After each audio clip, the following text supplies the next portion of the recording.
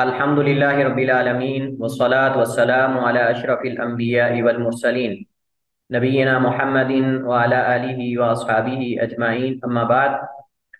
गुज़श्ता कल हमने नजास्तों के अहकाम और मसाइल का आगाज़ किया था और नजासत की तारीफ और उसकी अक़साम और इसी तरह नजासत के मसाइल में से एक मसला हमने पढ़ा था जिसका ताल्लुक बच्ची और बच्चे के पेशाब से तहारत हासिल करने के मसले के साथ था कि दूध पीने वाले बच्चे और बच्ची इन दोनों के पेशाब से तहारत हासिल कैसे की जाएगी।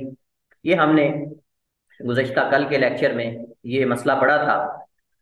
आज हमारे पास नजासत या नजास्तों से तहारत हासिल करने के अहकाम व मसाइल में से तीन मसले हैं जिनको इंशाल्लाह हम आज पढ़ने की कोशिश करेंगे। एक मसला बड़ा अहम मसला है, हलाल जानवर जो हैं जिनका गोश्त खाया जाता है, यानी माकूलुल लहम। माकूलुल लहम यानी वो जानवर जिनका गोश्त खाया जाता है, उनके गोबर और पेशाब का मसला है कि क्या हलाल जानवरों का गोबर और पेशाब नजस है या नजस नहीं है। दूसरा मसला कुत्ते की निजासत का है कि कुत्ता जो है वो नजस है, क्या उसके तमाम अज्जा जो हैं वो नजस हैं या उसके बाद अज्जा नजस हैं। और तीसरा मसला जो है वो शिकारी कुत्ते के हवाले से है कि क्या शिकारी कुत्ते का हुक्म भी आम कुत्तों वाला है या कि इससे मुस्तस्ना और मुख्तलिफ है।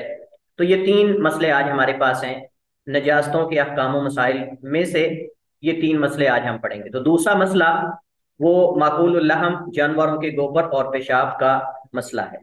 जब हम उमूमन इस तरह के मसाइल की बात करते हैं या अगर किसी से इस तरह के मसले पर अगर आपकी बात हो जाती है तो वो जहालत की बुनियाद पर इस तरह के मसाइल को मजाक बना देते हैं और तंजो मजाक करते हुए वो, यानी आप समझ लें कि बजाय इसके कि एक शरई मसले के यानी जिमन में इसको समझा जाए या एक बतौर शरई मसले के इसको डिस्कस किया जाए या इसका हल तलाश किया जाए, वो उसको तंजो मजाक के अंदर इस मसले को डाल के आपको वो कहते हैं कि आप जो हैं वो गुमराह हैं, आप फलां हैं। इस तरह के मसाइल जो हैं इस तरह की बातें करके वो गुजर जाते हैं।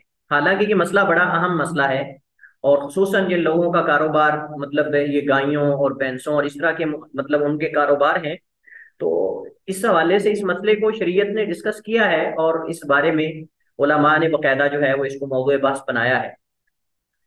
तो इस वजह से इस मसले के अंदर हम दलाइल की रूह से इस मसले को जानने की कोशिश करेंगे, सिर्फ जो है वो सुनी सुनाई बातें नहीं। उम्मन जब इस तरह के मसले की बात होती है तो लोग बजाय इसके कि वो दलाइल पे गौर करें, वो हदीस को भी झुठला देते हैं। अगर आप उनको हदीस पेश करो, कहते हैं लो ये कितने गंदे लोग हैं, ये कैसे हैं, ये गोबर को भी आप कह रहे हैं ये पाक है, पेशाब को भी कह रहे हैं आप ये पाक। तो सब इस तरह की बातें करते हैं। तो हम इस दलाइल से इस मसले को जरा हालांकि वो खुद भी उसको इस्तेमाल कर रहे होते हैं, कहीं ना कहीं किसी ना किसी कैटेगरी में उसको इस्तेमाल किया जा रहा होता है हमारे यहाँ भी, लेकिन इस पे उनका गौर नहीं होता, उनकी तवज्जो इस तरफ नहीं होती। तो जब हम बात करते हैं मकूलुल लहम, तो इससे मुराद वो हैवानात होते हैं जिनका गोश्त खाया जाता है, जो हलाल हैं किताब व सुन्नत की रोशनी में। जैसा कि ऊंट है, गाय है, बकरी है, ये पालतू जानवर है। और कुछ गैर पालतू होते हैं यानी जंगली, जैसे हिरन है, जराफा है। इसके अलावा दीगर जो हलाल जंगली जानवर हैं वो सारे भी ज़िमन में आए। अब यहाँ जब भी किसी मसले के अंदर इख्तिलाफ होता है ना, तो उसके अंदर एक जुज ऐसा होता है जो इत्तेफाकी होता है, उसके अंदर इख्तिलाफ नहीं होता। तो हमें सबसे पहले तो उसको अलहदा करना चाहिए इख्तिलाफ से। लिहाजा जानवरों के गोबर और पेशाब के मसले के अंदर जिस मसले पर तमाम फुकहा का इत्तेफाक है वो ये है कि जो गैर माकूलुल लहम जानवर हैं, जिनका गोश्त नहीं खाया जाता, जो हराम है, उनका पेशाब और गोबर नजस है। उनका पेशाब और गोबर नजस है। सिर्फ इख्तिलाफ उन जानवरों के गोबर और पेशाब के बारे में है जो हलाल है, जिनका गोश्त हम खाते हैं। उनके गोबर और पेशाब का मसला जो है ये इख्तिलाफी है। बाकी जो हराम जानवर हैं उनका गोबर और पेशाब बिल इत्तिफाक नजस है और नापाक है। अगर कहीं लग जाएगा तो उस कपड़े को या उस जगह को पाक किया जाए। तो इस जिमन में मारूफ कौल दो है। पहला कौल ये है कि मकूल लहम जानवर जो हैं उनका पेशाब और गोबर दोनों पाक है। यहाँ एक बात कबल इसके कि मैं आगे इस मसले को हम पढ़े, एक चीज की वजाहत कर दूं कि हर पाक चीज खाई नहीं जाती। ये बात ज़हन में रखो, क्योंकि जब इस तरह का मसला पेश करते हैं तो आगे से मजाक करते हैं, कहते हैं फिर खाया करो, अगर पाक है तो तुम खाते क्यों नहीं। मतलब ये तंजो मज़ाह में बात डाल देना उस मसले का हल नहीं है। तो हर पाक चीज खाई नहीं जाती, ये बात ज़हन में रखो, हर पाक चीज खाई नहीं जाती। और इसी तरह हर, हमने पहले भी बात की कि हर हराम चीज नजस नहीं होती, हर हराम चीज नजस नहीं होती। बिल्ली की हमने बात की, बिल्ली हराम है लेकिन बिल्ली का जूठ पाक है। कुत्ता है, मसलन गधा है, अब गधा हराम जानवर है लेकिन गधे का पसीना वगैरह जो है, इस तरह बाज फुकहा के हाँ उसका जो जूठ है, उसका जूठ गधे का, वो भी बाज फुकहा के हाँ वो पाक है। बहरहाल ये एक मसला है। तो हर पाक चीज जरूरी नहीं कि हमें कोई बंदा कहे कि तुम कह रहे हो ये पाक है लिहाजा खाओ, खाते क्यों नहीं। भाई यहाँ मसला इस हवाले से डिस्कस किया जा रहा है कि अगर कहीं लग जाए कपड़े को या बदन को, और उसके अंदर आदमी मसलन लाइल्मी के अंदर या मजबूरी में नमाज पढ़ लेता है, तो क्या उसकी नमाज होगी कि नहीं। इस हवाले से इस मसले को डिस्कस किया जा रहा है। लेकिन उसको तंजो मज़ाह में डाल दिया जाए उस मसले को, और उसको कोई अहमियत ना दी जाए, तो ये जहालत पर मबनी बातें हैं और ये जाहिल लोगों का तर्ज अमल है। अहले इल्म जो होते हैं वो आरा में जो इख्तिलाफ में जो आरा होती हैं उनका एहतराम करते हैं। तो इस मसले में हमारे पास पहले जो कौल है वो मालिकिया और हनाबिला का, जो कहते हैं कि गोबर और पेशाब दोनों पाक है। हम दलाइल से देखते हैं कि इनके मौक़िफ़ में किस कदर जो है वो तकवीयत है। इसमें सबसे पहली जो दलील है वो हदीस उरैनियीन है। हदीस उरैनियीन, उरैना एक कबीला था, उस कबीले के लोग नबी करीम अलैहिस्सलाम के पास आए, मुसलमान हो गए, और उन्होंने आकर मदीना की आबो हवा का शिकवा किया कि मदीना की आबो हवा हमें मुआफक नहीं रही, पेट खराब हो गए, इस वजह से वो बीमार हो गए। तो नबी अलैहिस्सलाम के पास जब शिकवा किया तो अल्लाह के नबी अलैहिस्सलाम ने फरमाया कि तुम मदीना के जो चरागा है वहां चले जाओ, और वहां ऊँटनियों का जो दूध है और पेशाब तुम वो पियो, तुम ठीक हो जाओगे। ये हदीस उरैनियीन है, और ये हदीस सेहत के सबसे पहले दर्जे पर है। ये पहले मैं क्लियर कर दूं कि ये हदीस सेहत में सबसे पहले दर्जे पर है, चूंकि बुखारी मुस्लिम में, और हदीस मुत्तफक़ुन अलैह बुखारी में, और एक से जायद सहाबाई कराम से ये वाक़या जो है वो मरवी है। तो हजरत अनस बिन मालिक रज़ी अल्लाह तआला अन्हु रिवायत करते हैं, वो फरमाते हैं कि कदीमा उनासुन मिन उकल औ उरैना, उकल कबीले से या उरैना कबीले से कुछ लोग आए, फज मदीना था, तो मदीना की आबो हवा उन्हें मुआफिक ना रही, यानी उसकी वजह से वो बीमार हो गए। ये मतलब है कि मदीना की जो जो कहते हैं आबो हवा को, तो उन्होंने मदीना की आबो हवा का शिकवा किया और मतलब उनको मुआफिक ना रही। फ़ामरहुम नबी सल्लल्लाहु अलैहि वसल्लम, तो अल्लाह के नबी अलैहि सलाम ने हुक्म दिया उन्हें बिलिकाहिन, दूध वाली जो जानवर हैं ऊँटनियां, उनके पास जाने का, व अन यशरबू, ये कि पिए, मिन अबवालिहा व अलबानिहा, उनके पेशाब से और उनके दूध से। मिन अबवालिहा, उसके पेशाब से यानी उसके पेशाब में से, यानी जरूरत के मुताबिक, व अलबानिहा, और उसके दूध यानी उनके दूध और पेशाब को पिए। हदीस लंबी है, वाकया तफसीली है। इस हदीस में यह है कि उन्होंने वहां जाकर नबी अलैहिस्सलाम ने जो नुस्खा बताया था, जो इलाज बताया था, उसके मुताबिक उन्होंने अमल किया। अल्लाह ताला ने उनको शिफा दे दी। बल्कि सही बुखारी में है कि वो अट्टे अट्टे कट्टे मोटे ताजे हो गए, सेहतमंद हो गए।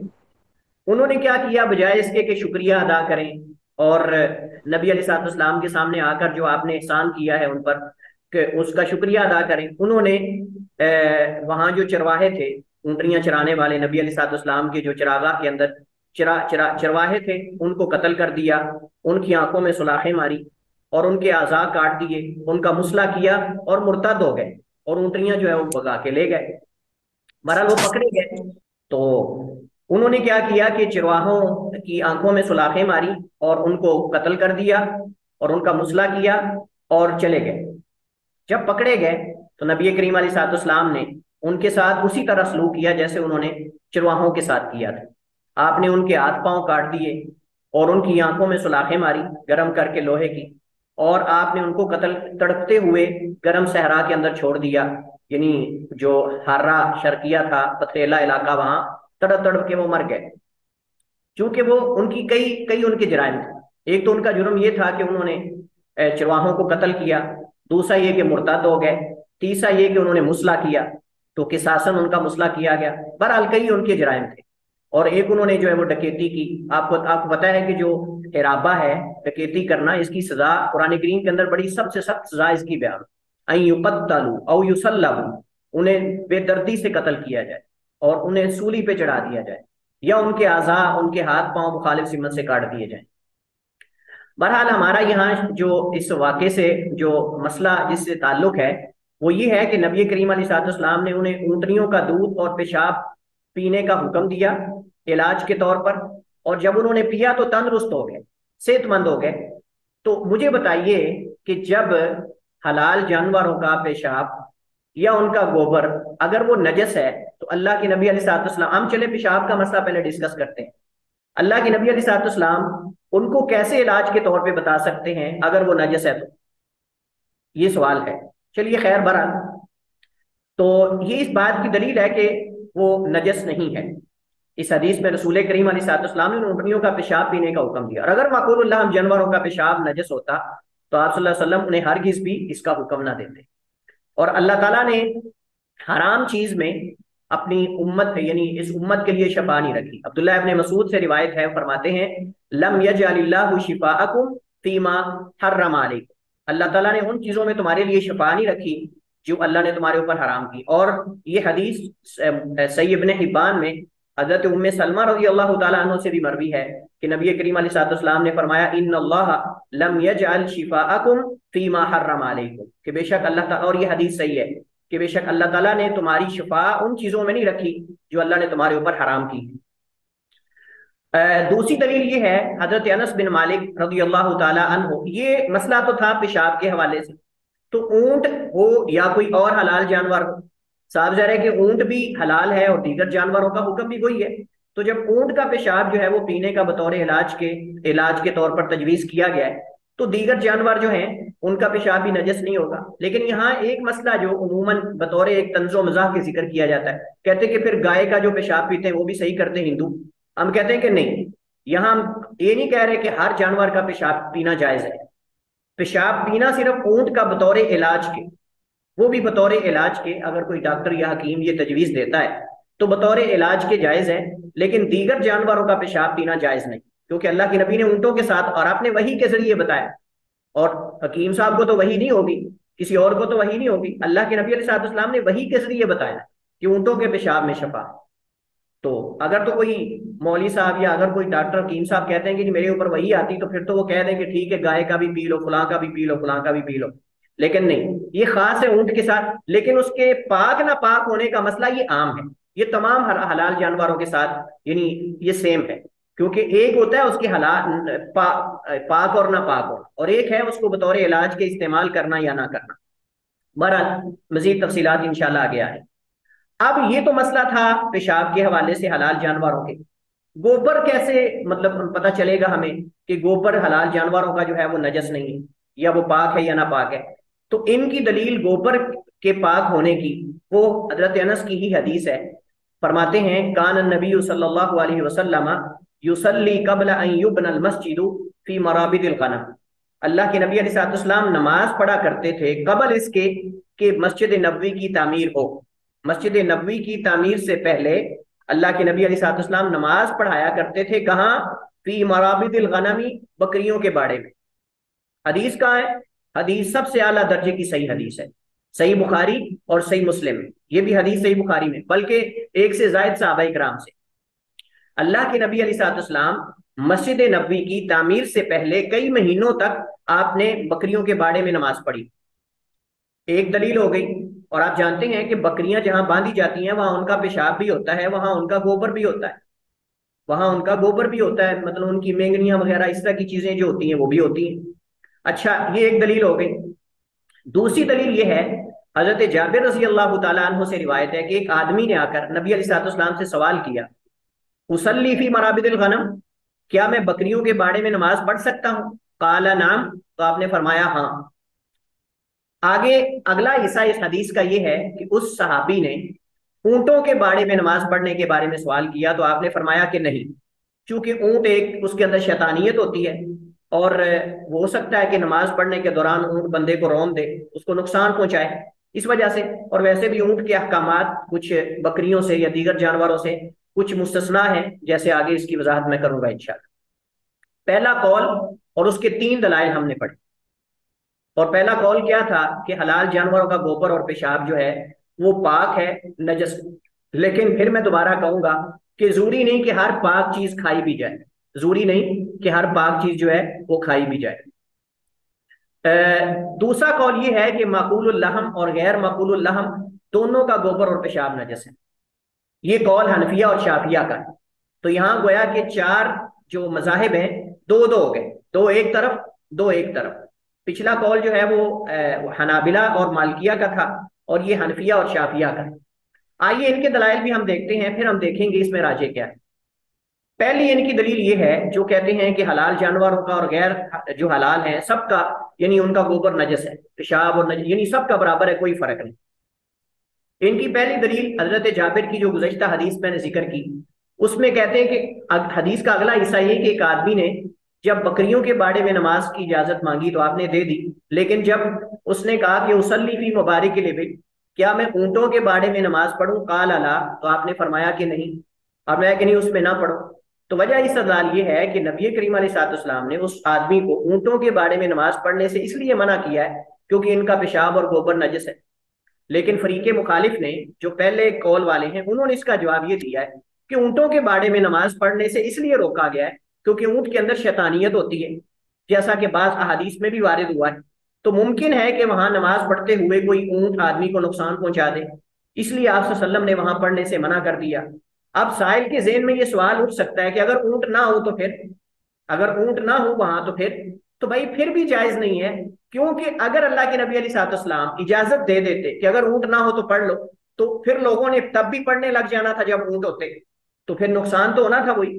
पहली बात तो ये है कि ये मसला नमाज पढ़ने ना पढ़ने का ऊंटों के बाड़े के साथ खास है कि आपने रोका है। एक तो उसके अंदर शैतानियत होती है, और दूसरा ये है कि ऊंट के मसाइल बकरियों से, दीगर जानवरों से कुछ मुख्तलिफ है इस एतबार से कि मसलन अल्लाह के नबी अलैहिस्सलाम ने जो है वो दीगर जानवरों का गोश्त खाकर आपने वजू नहीं किया, लेकिन ऊंट का गोश्त खाकर आपने वजू का हुक्म दिया है मसलन। इसी तरह ऊंटों के बारे में आपने नमाज पढ़ने से रोका है, और बकरियों के बारे में आपने नमाज पढ़ने की इजाजत दी है। लेकिन ऊंटों के बारे में नमाज पढ़ने से इस वजह से नहीं रोका कि ऊंटों का पेशाब और ऊंटों का जो गोबर वगैरह वो नजस है, क्योंकि दूसरी तरफ आप बतौर इलाज के पीने के लिए इजाजत दे रहे हैं पेशाब, तो लिहाजा उसका पाक होना तो वहां से ही साबित हो गया ना, उस पिछली हदीस से जो हमने उरैनियीन की पढ़ी। यहाँ सिर्फ मसला ये है कि ये मसला ऊंट के साथ खास है कि ऊंट के अंदर शैतानियत होती है। और अगर आप कह देते कि ठीक है, तो लोग खाली समझ कर पढ़ लेते कभी, फिर उन्होंने यानी से जवाज निकाल लेना था, लोगों ने जवाज निकाल लेना था कि जी नबी अलैहिस्सलाम ने तो तब मना किया ना कि जब ऊंट, मतलब ऊंट हो बाड़े में, लिहाजा आदमी पढ़ने पढ़ने लग जाए, ऊंट आ जाए ऊपर से, या मतलब कि लोगों ने उससे कोई दूसरा रास्ता निकाल, इस वजह से नबी साहब ने वो रास्ता ही बंद कर दिया कि ऊंटों के बारे में भी कौन नमाज पढ़े ना, हमें हुक्म दे दिया अब वो ऊंट है उसके अंदर नहीं है, हम उसके अंदर नहीं पढ़ेंगे, क्योंकि हदीस के अंदर रोक दिया गया। बाकी बकरियों के बारे में आपने नमाज खुद भी पढ़ी है और आपने साहबी को इजाजत भी दी है, जैसे पीछे हमने अहादीस जो है वो पढ़ी। दूसरा, अगर ऊंटों का पेशाब नजस होता तो अल्लाह के नबी उरैना कबीले के लोगों को बतौर इलाज पीने का हरगिज भी। अच्छा, दूसरी दलील इनकी क्या है, जो कहते हैं कि तमाम जानवरों का गोबर और पेशाब नजस है, चाहे वो हलाल है चाहे हराम है। इनकी दलील पेशाब से ना बचने वाली जो अहादीस हैं कि उनको, यानी जो पेशाब से नहीं बचता उसे अजाब होता है, यानी अजाब कब्र के असबाब में से एक सबब पेशाब से ना बचना, पेशाब के छींटों से ना बचना है।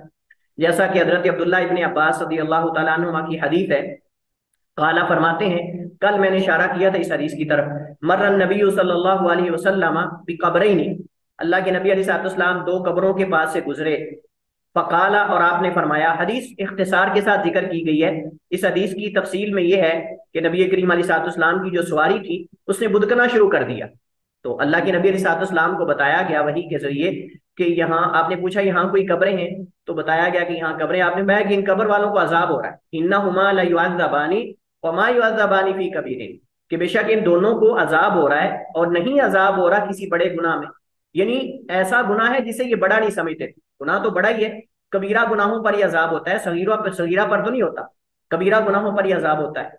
तो ये उसको वो छोटा समझते थे, यानी उनकी नजर में ये कोई बड़े गुनाह नहीं थे। ये असल हदीस का माना है, ये हदीस का माना नहीं है कि बड़े गुनाह नहीं थे, छोटे गुनाहों की वजह से अजाब हो रहा है।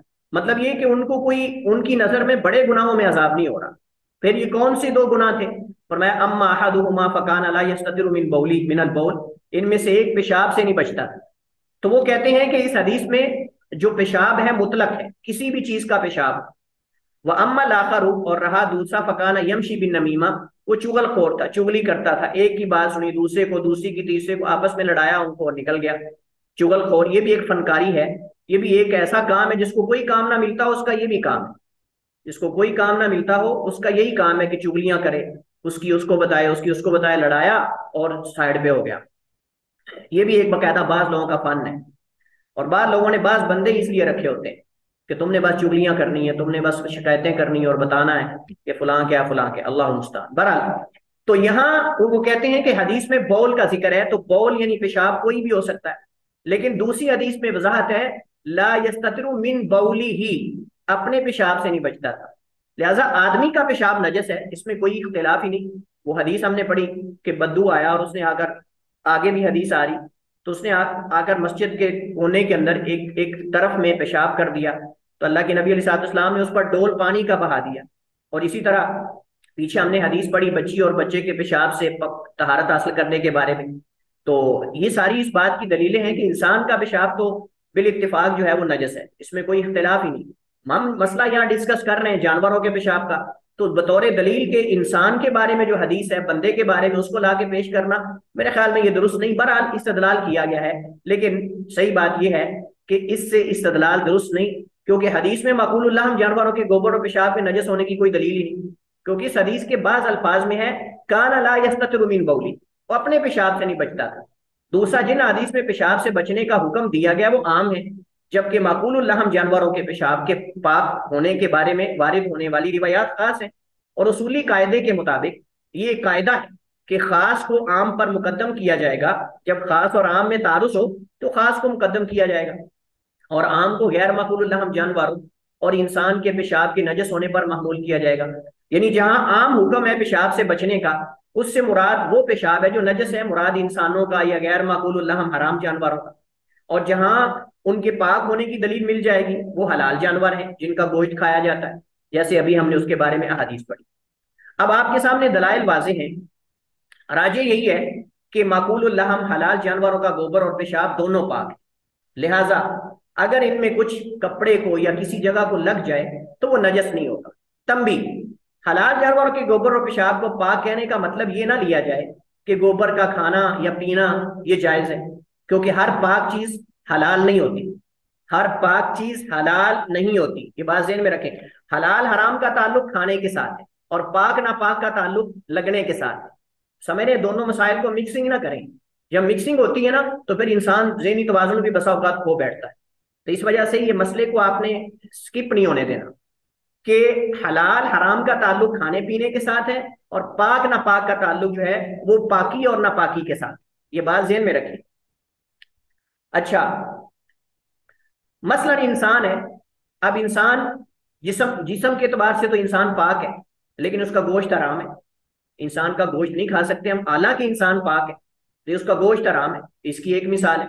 इस तरह गधा है, अब गधा तो हराम है लेकिन उसकी सवारी जायज और उसका पसीना पाक है मसलन।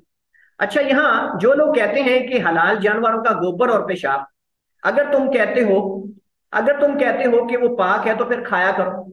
उसके जवाब में बाज़ उलमा ने ये कहा कि तुम्हारे नजदीक बलगम जो है, ये थोड़ा मसला तो बड़ा कराहत सी आती है इंसान को, लेकिन ये कहते हैं ना इल्जामी जवाब बाज़ उलमा ने दिया कि मसलन अहनाफ ज्यादा इस मसले को डिस्कस करते हैं। उनका जवाब उलमा ने ये दिया है कि तुम कहते हो कि अगर हम गोबर और पेशाब को पाक मानते हैं, तुम कहते हो खाया करो फिर, तो तुम्हारे नजदीक बलगम जो है इंसान की, बलगम पाक है। अहनाफ के नजदीक बलगम पाक है तो फिर तुम भी खाया करो। यानी एक इल्जामी जवाब है ना, ये एक इल्जामी जवाब है। तो जरूरी नहीं कि हर पाक चीज खाई जाए, ये बात ज़हन में रखनी चाहिए। और मसले को इंसान थोड़ा समझ के डिस्कस करे, तकलीद में आकर और तासुब में आकर इंसान उसको तंजो मजाक का निशाना ना बनाए। दूसरी बात यह है, हम कहते हैं कि अगर ये हमारे हनफी भाई, अगर ये यानी तासुब में आकर और मसलन आप समझ लें कि तकलीद में आकर अगर वो कह देते हैं कि जी जानवर, हलाल जानवरों का गोबर पेशाब नजस है, तो हम कहेंगे कि हमारे हनफी भाइयों की जो औरतें हैं, इनको मस्जिद में जाने की तो इजाजत नहीं होती, तो ये नमाजें कहाँ पढ़ती हैं? घरों में नमाजें पढ़ती हैं। तो घरों के अंदर गोबर लगाया जाता है नीचे भैंसों का, गायों का। शायद देहातों में कोई देहात ऐसा नहीं होगा जहां नीचे घरों के अंदर गोबर नहीं होता। ऊपर नमाज पढ़ती हैं उनकी औरतें, तो पहले तो उनकी नमाजें सही करनी चाहिए ना, कि उनकी तो नमाजें फिर सही ना हुई किसी की। अच्छा, नंबर एक। नंबर दो, देहातों में भी, आधे शहरों में भी आज भी भैंसों का, गायों का गोबर खुश्क करके जलाया जाता है। खुश्क करके जलाया जाता है, बतौर आग के ईंधन के तौर पर इस्तेमाल होता है। बल्कि बड़ी बड़ी फैक्ट्रीज के अंदर भी इस्तेमाल होता है। जानवरों का गोबर और पेशाब, सॉरी, गोबर उनका खुश्क करके उसकी आग जलाई जाती। तो जो खाने पकते हैं उस गोबर से, उनका क्या हुक्म होगा फिर? इसका भी तो जवाब होना चाहिए ना, हमारे पास तैयार होना चाहिए कि उस गोबर पर पकने वाले खाने किस तरफ जाएंगे। और कुछ बातें मेरे जेहन में और भी हैं, लेकिन मैं नहीं समझता कि यहाँ की जाए, क्योंकि हम मसले को बस समझना चाहते हैं। तो बहरहाल ये एक ऐसा मसला है जिससे छुटकारा नहीं। दूध है, हम दूध दोते हैं ना, दूध निकालते हुए मैं, चूंकि मैंने खुद भी ये काम किया हुआ है, मुझे इस चीज का अंदाजा है। दूध दोते हुए गाय भैंस पेशाब कर देती, कीनन कर देती, और छींटे अंदर गिरते रहते हैं। वो जो उसकी दुम होती है, दुम हिलाती रहती है, बसों का दौरान दूध दोने के ही वो पेशाब करती, अंदर कतरात जाते हैं, यकीनन जाते हैं। और जब दूध दोया जाता है तो उसका गोबर के कतरात, गुजर्रात वगैरह भी नीचे दूध के अंदर गिरते हैं। तो क्या ख्याल है फिर, कोई दूध ऐसा हमें मिलेगा कहीं कि जो पाक हो? बस अगर गोबर और पेशाब को हम नजस कर देंगे, तो मुझे बताइए कि बसा का जानवर जबा करते हुए, जब हम जानवर को जबा करते हैं, उसकी जो ओजरी होती है उसके अंदर छुरी लग जाती है, वो लीकेज हो जाता है, वो सारा गोश्त के अंदर फैल जाता है। तो क्या ख्याल है फिर तुम्हारा? उसको तो फिर पाक नहीं होना चाहिए ना किसी सूरत के अंदर भी। बहरहाल, इस वजह से मैं कहता हूं, इस तरह के मसाइल को यहां रख के सोचना चाहिए। ये नहीं कि इंसान तासुब की पट्टी बांध के उसको तंजो मजा का निशाना बना दे और कहे कि लो ये मसला है कोई, ये तो ऐसे हो ही नहीं सकता। नहीं भाई, ये मसाइल है, इससे मुताल्लिक कई मसाइल जुड़े हुए हैं। इस वजह से इस मसले को होशो हवास से समझना चाहिए और दलाइल की रूह से समझना चाहिए। ठीक है। जिस हदीस में ऊंटों के पेशाब पीने का जिक्र है, वो इलाज मुआलजे और जरूरत के साथ खास है, और सिर्फ ऊंटों के साथ खास है। इसलिए अगर कोई डॉक्टर या हकीम किसी पेट की बीमारी में मुब्तला शख्स के लिए ऊंटनी का दूध और पेशाब बतौर इलाज बताता है, तो मरीज के लिए जायज है कि बतौर इलाज के उसको इस्तेमाल कर ले, लेकिन सिर्फ ऊंटों के साथ खास है। हम बार बार यही कह रहे हैं। अगर कोई कहे कि गाय का, फिर क्यों नहीं? क्योंकि गाय का हमें इजाजत नहीं दी गई पीने की, और ना उसके बारे में बताया गया कि शफा है। बाकी जो ऊंटों के पेशाब और दूध के हवाले से मेडिकल साइंस ने, यहाँ नहीं, यूरोप के अंदर बड़ी बड़ी जो यूनिवर्सिटीज हैं, बड़े बड़े जो वहाँ मतलब इदारे हैं, वहां बकायदा रिसर्च हुई है, तहकीकात हुई हैं, और उन्होंने भी इस बात की तईद की है कि ये दोनों चीजों के अंदर, ऊंट के और ऊंट के पेशाब और जो ऊंटनी का दूध है, इसके अंदर एक खास किस्म की मतलब अल्लाह ताला ने शफा रखी है, और वो पेट की कई बीमारियों के लिए शफा है, कई बीमारियों के लिए शफा है।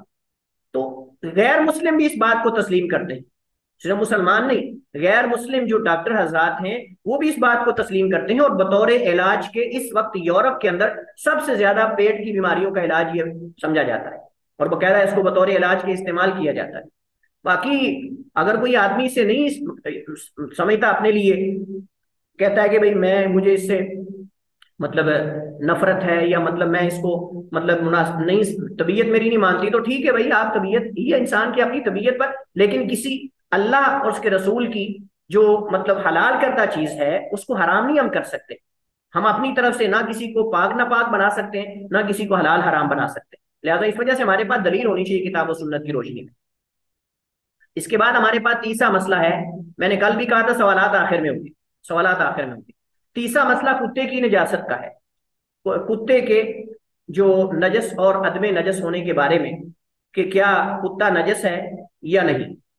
हमने पीछे ये मसला डिस्कस किया कि कुत्ते की नजासत जो है ये नजासत जाती है, और ये नजासत आईनी है, हुक्मी नहीं है। लिहाजा कुत्ता जो बजाते खुद है उसको तो हम जो भी कर ले वो पाक नहीं हो सकता, लेकिन अगर वो कहीं टच कर जाता है, कहीं जिस्म को, कपड़े को, या कहीं, तो उसका क्या हुक्म है, इस हवाले से हम उसकी बात कर रहे हैं। और कुत्ता बजाते खुद जो है क्या वो नजस है या नहीं। तो इसमें तीन अकवाल हैं। पहला कौल ये है कि कुत्ता और उसका लुआब हर चीज पाक है, ये भी कौल है। कुत्ता और उसका लुआब हर चीज पाक है। ये कौल इमाम मालिक की तरफ मंसूब किया जाता है, इमाम मालिक का मजहब। इनकी दलील ये है कि चीजों में असल तहारत है, इल्ला कि उनके नजस होने की कोई दलील आ जाए। और दूसरा, उन्होंने उन उमूमी रिवायात से इस्तेदलाल किया है जिनमें शिकार और खेती वगैरह के लिए कुत्ता रखने की इजाजत दी गई। और जिस हदीस में उसके मुंह लगे बर्तन को 7 दफा धोने का हुक्म है, उन्होंने इसका जवाब ये दिया है कि यह ताबुदी हुक्म है। यानी नबी अलैहिस्सलाम ने उस बर्तन को धोने के हुक्म के साथ ये नहीं बताया कि इसको इस वजह से धोने का हुक्म है चूंकि इस ये नजस है कुत्ता, वहां तो नहीं बताया गया। वहां तो सिर्फ धोने का हुक्म है। ये इमाम मालिक का एक इज्तिहाद है। मतलब वो कहते हैं कि उस हदीस के अंदर जहां कुत्ते के मुंह लगे बर्तन को 7 दफा धोने का हुक्म है, वो एक ताबुदी हुक्म है। ताबुदी हुक्म का क्या मतलब है? यानी हमें हुक्म है कि ये करना है, बाकी उसकी हमें इल्लत समझ आए या ना आए। जैसे नमाज है, मतलब नमाज हम पढ़ते हैं, अब जोर की हम 4 पढ़ते हैं, क्यों पढ़ते हैं, 3 क्यों नहीं पढ़ते? मतलब ये एक हुक्म है, हमें इबादत समझ कर हम करते हैं। तो कहते हैं कि हम उस बर्तन को धोएंगे इबादत समझकर, क्योंकि उस हदीस में तो नबी अलैहिस्सलाम ने कहीं भी नहीं बताया कि इसके नजस होने की वजह से। ये एक इज्तिहाद है इमाम मालिक का। ये एक अलग बात है कि वो सही है कि नहीं, लेकिन हम सिर्फ इस दलील को समझने की कोशिश कर रहे हैं कि ताबुदी से क्या मुराद। वो कहते हैं कि हमें हुक्म है, हम उस पर इबादत समझकर अमल करेंगे, उसकी रीजन नहीं देखेंगे कि क्यों है। ठीक है जी, ये एक उनकी दलील है। और दूसरी ये है कि वो कहते हैं चीजों में असल ये है कि पाक है, इल्ला कि उनकी नजस होने की दलील आ जाए। दूसरी दलील उनकी ये है। दूसरा कौल ये है कि कुत्ते की हर चीज नजस है, हत्ता कि उसका लुआब भी। ये इमाम शाफी का मजहब है और इमाम अहमद बिन हंबल से भी एक रिवायत। तो इमाम अहमद बिन हंबल की दो रिवायतें, एक आगे आ रही और एक ये। इनकी दलील क्या है? इनकी दलील हजरत अबू हुरैरा की हदीस है। फरमाते हैं काला रसूलुल्लाह सल्लल्लाहु अलैहि वसल्लम, नबी अलैहि सलाम ने फरमाया इदा वलगल कल्बु फी इनाई अहदिकुम फलयुरिकहु थुम्मा लियगसिलहु सब'a मर्रा, कि जब तुम में से कुत्ता किसी के बर्तन में मुंह डाल जाए और उसमें से कुछ पी जाए, तो फरमाया कि फल यूरिक हो, तो उसे बहा दे जो उसके अंदर पानी है या मशरूब है। तुम यगसिलु सब'a मर्रात, फिर उसे 7 दफा धोए, फिर उसे 7 दफा धोए। वो कहते हैं कि जब कुत्ते का लुआब वो नजस है तो बाकी अज़ा तो बिलौला नजस होंगे।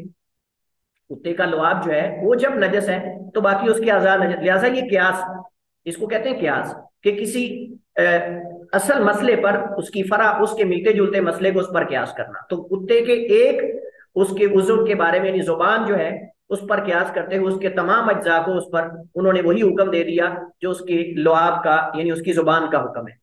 तो हदीस में कुत्ते के मुंह लगे बर्तन को 7 बार धोने का हुक्म इसलिए दिया गया क्योंकि उसकी नजासत इंतहाई सख्त है।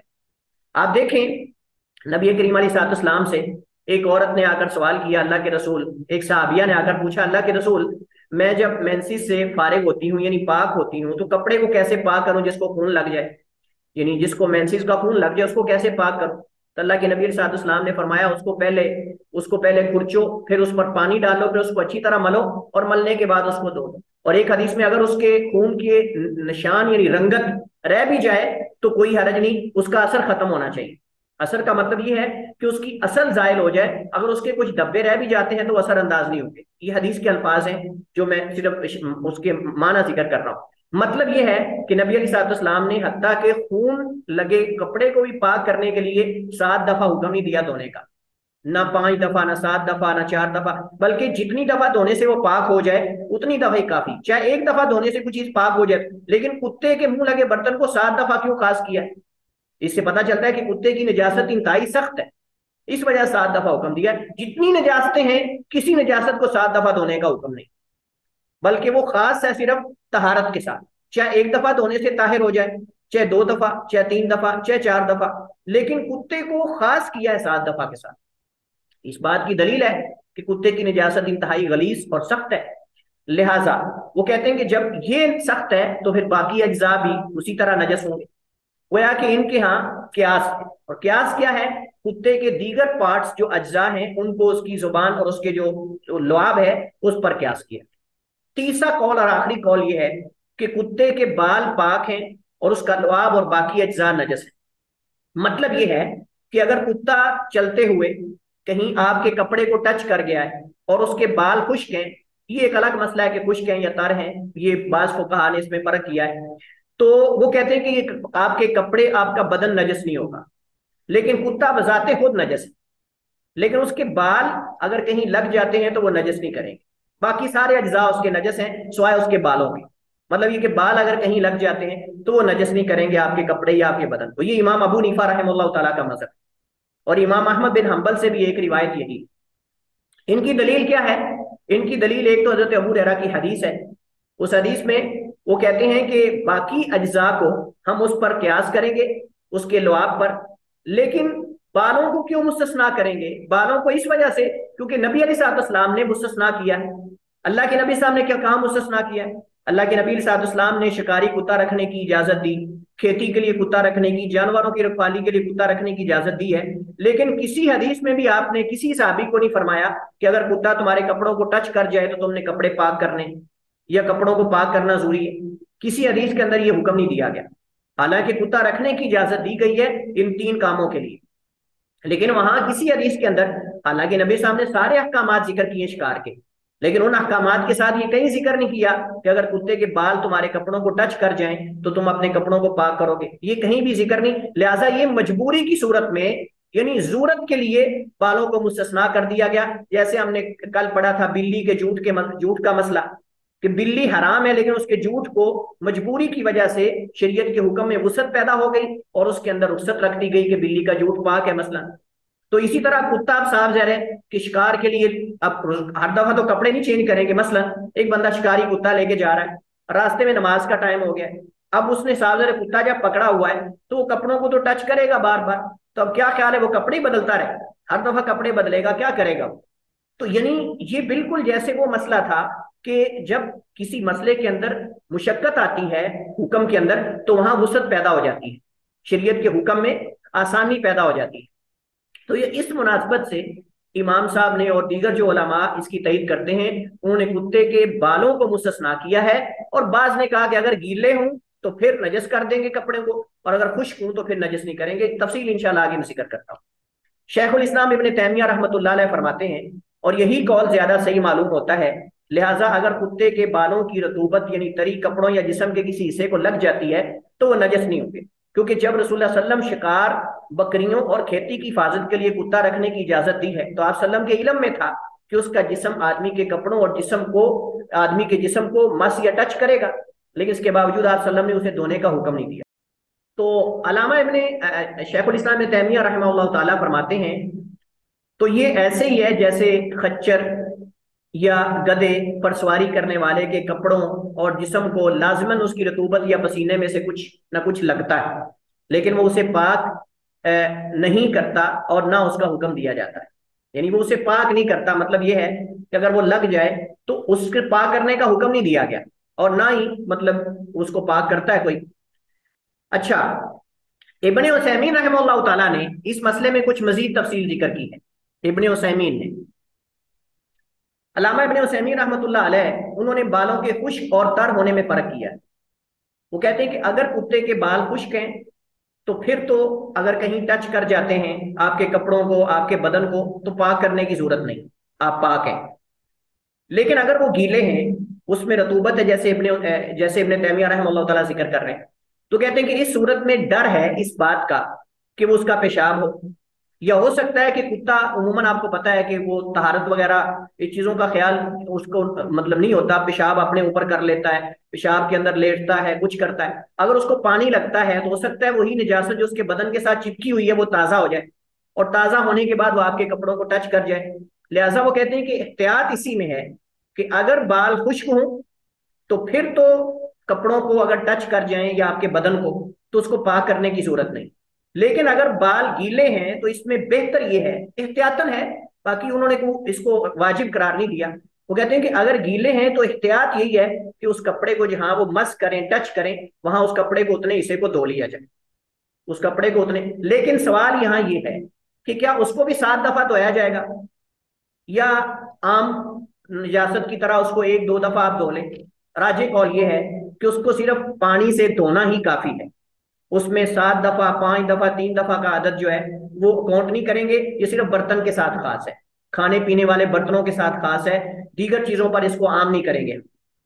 ठीक है, तो लिहाजा ये अल्लामा इब्न उसैमीन ने जो तफसील जिक्र की है, ये ज्यादा करीने क्यास और ज्यादा मुनासिब है कि हम देखेंगे कुत्ते के बाल खुश्क हैं या गीले हैं। अगर तो खुश्क हैं और आपके कपड़ों को टच करके निकल गया है तो आपको कपड़े पाक करने की जरूरत नहीं।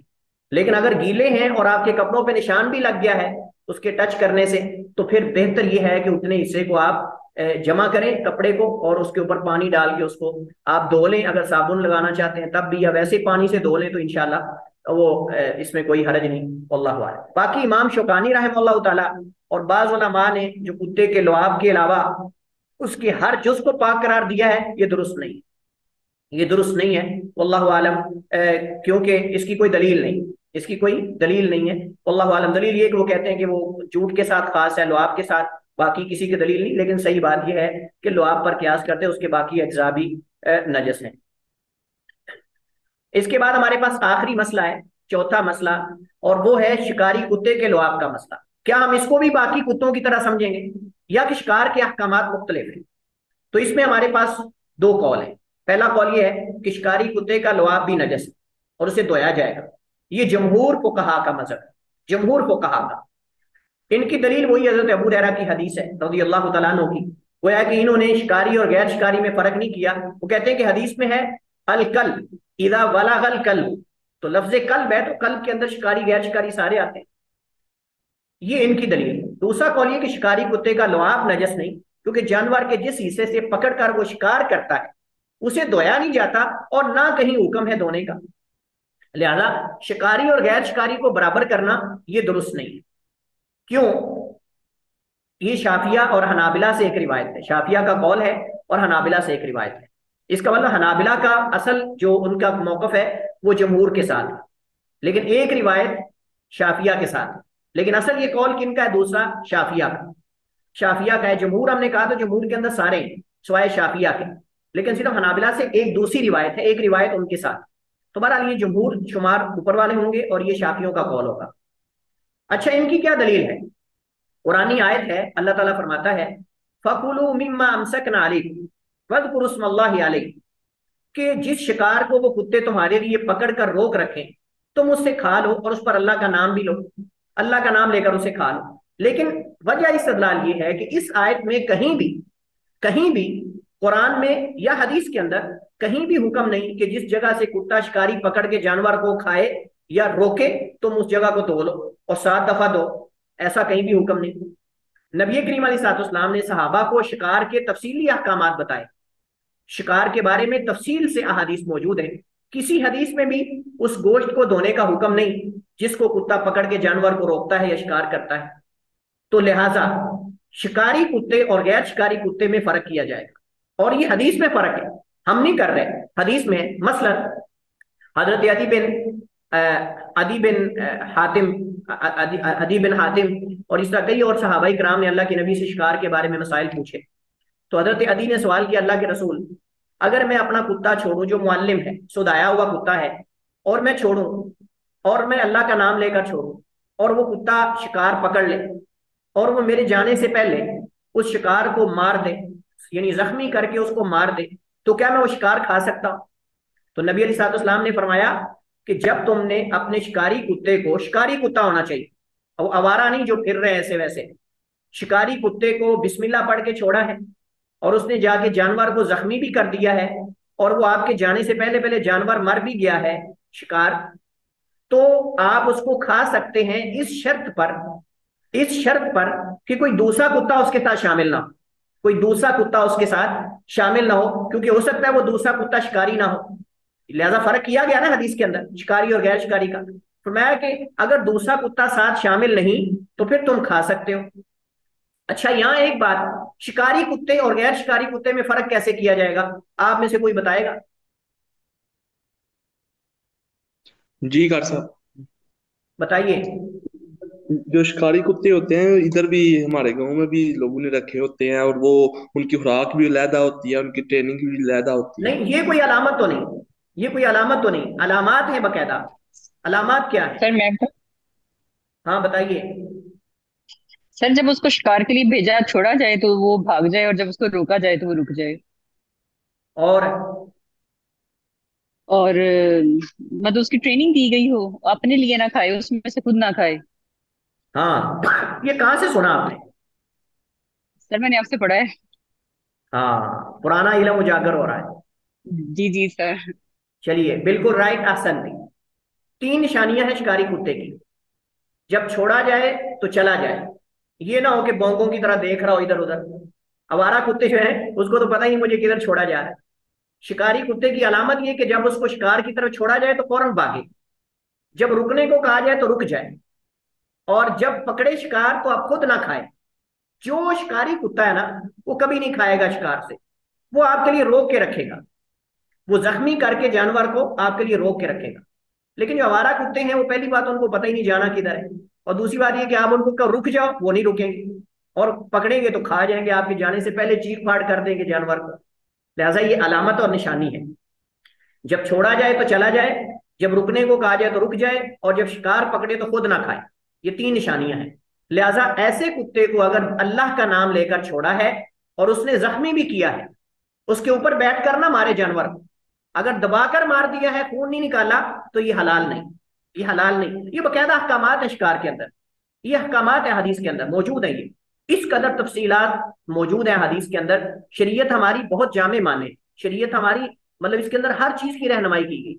लेकिन वहां किसी हदीस के अंदर ये नहीं कहा गया कि जिस जगह से शिकारी कुत्ता पकड़ के शिकार करे उसको 2-7 दफा, वो नजस है, ऐसा नहीं कहा गया। लिहाजा यही राजे मौकफ है कि शिकारी कुत्ते का लुआब, वो अगर जानवर को पकड़ता है तो वो नजस नहीं है, और ना उसे कहीं हदीस के अंदर 7 दफा धोने का हुक्म दिया गया है। बाकी हदीस के अंदर अल्लाह उसके रसूल जिसको चाहे मुस्तस्ना कर दें, जिसको चाहे आम हुक्म दे दें। हम इतराज नहीं कर सकते कि अच्छा ये क्यों है, ये हमें एक हिकमत समझ आ रही है कि जैसे एक आलिम और जाहिल में फर्क है, एक आलिम और जाहिल बराबर नहीं, ऐसे एक मुअल्लम कुत्ता जो है सुदाया हुआ और गैर मुअल्लम गैर सुदाया हुआ, ये बराबर नहीं हो सकते। कुल हल यस्तवी लदीन यालमून वल्लदीन यालमून। तो जब एक इल्म कुत्तों में फर्क कर सकता है तो इंसानों में क्यों नहीं फर्क करेगा? चलिए जी, इसी पर हम इत्तेफाक करते हैं। वल्लाहु ताला अलम व अहकम। सल्लल्लाहु अलैहि वसल्लम अला नबीना मुहम्मद व अला आलिहि व सहबिहि वसल्लम।